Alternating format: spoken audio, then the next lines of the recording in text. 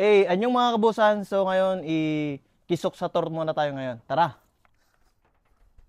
So dito, medyo ano mo lang. So dito mga kabusan, makikita nyo nga dito, ito na yung view na agad pag nakikita mo dito sa amin. So napakaganda, 'di ba? So dito naman, itong pintuan na to, lusutan lang to, dun sa kabila.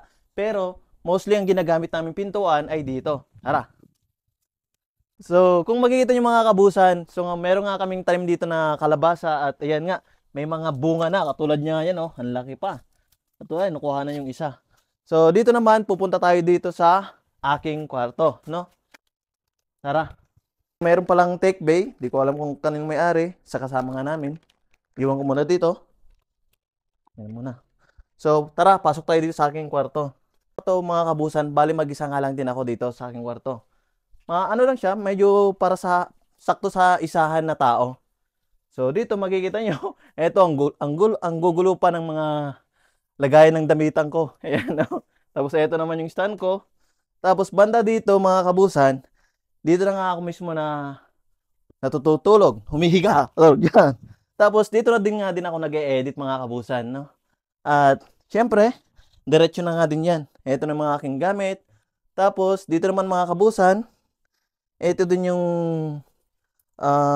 tawag dito, cabinet ko na meron din mga damit, no? Yan, may mga natupi.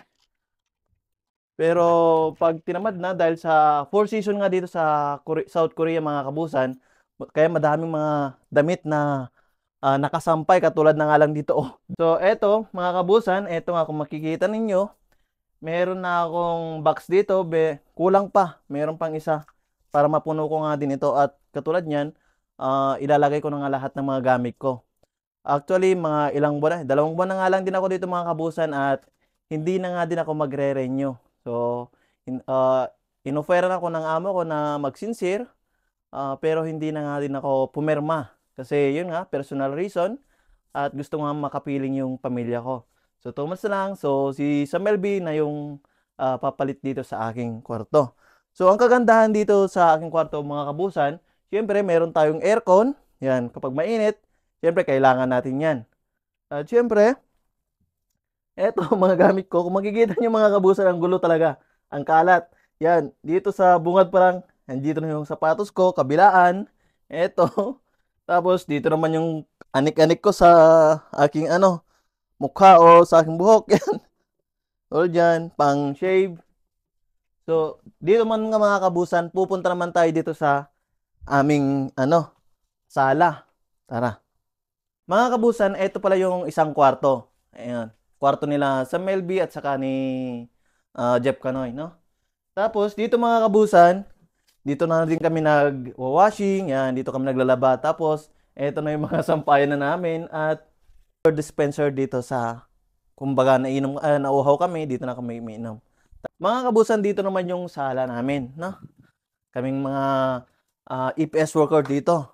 So, unang-una, ito yung kwarto ni Jericho Rabal. Ito, may pasok siya ngayon. Tapos, yan na. Sapatusan niya na.